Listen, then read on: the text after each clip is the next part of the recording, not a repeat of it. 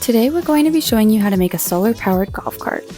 First, we'll be installing the solar panels onto the roof of our electric golf cart, and then we'll be wiring the cart to run from the solar panels.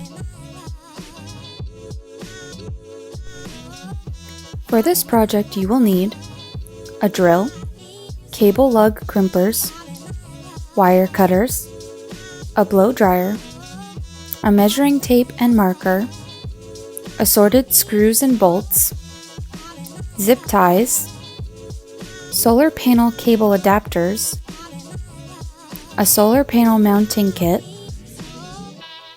copper cable lug connector rings with covers, a golf cart, a solar panel, and any additional mounting brackets. All the products we used have been linked down below in the description box.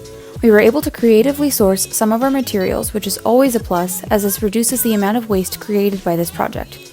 However, if this is not possible for you, we've included links to similar products that would work. The first phase of this project will be installing the solar panels onto our golf cart. We started phase 1 by first determining the voltage of our golf cart and deciding how many panels would be ideal. Our design balances the maximum power output of the panels with the maximum battery storage available for our golf cart.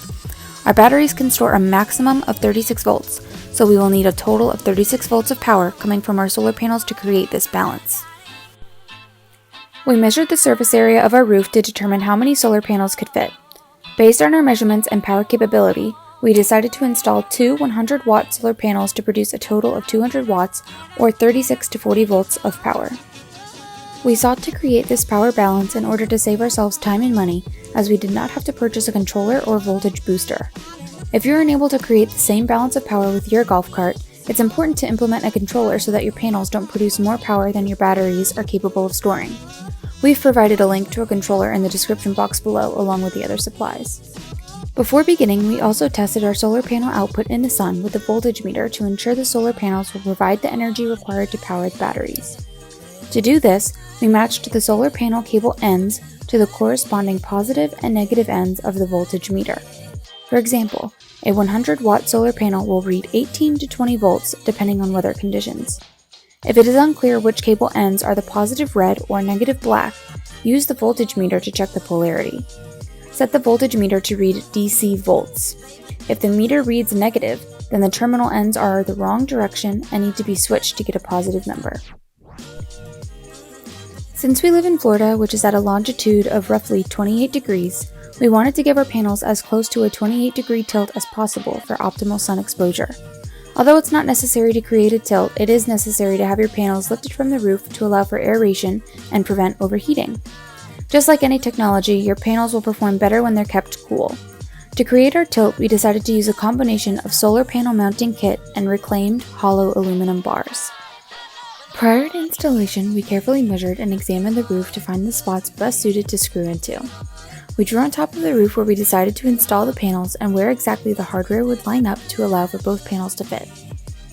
We began by securing the hollow bracket along one length of the solar panel. We then mounted the 4 solar panel kits to the roof of the golf cart, spaced according to our previous measurements. Finally, we attached the solar panel to the roof of our golf cart by securing the panel to the kits.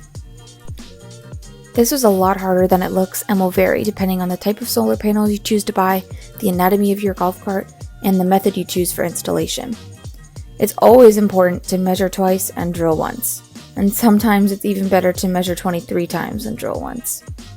It's important that the panels be very secure on the roof, as any rattling will cause them to break over time.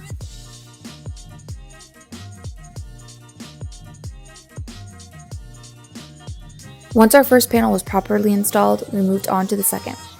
We followed the same procedure as with the first, except this time we were only able to use one solar panel kit on the front end to account for the curve in the roof.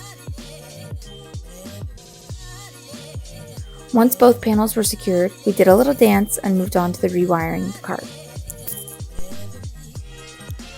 Before we begin this portion of the video, we want to make note that this can be very dangerous and that it's always important to wear gloves as you work and to cover all metal portions of the battery, as any contact with the wires could cause a deadly explosion.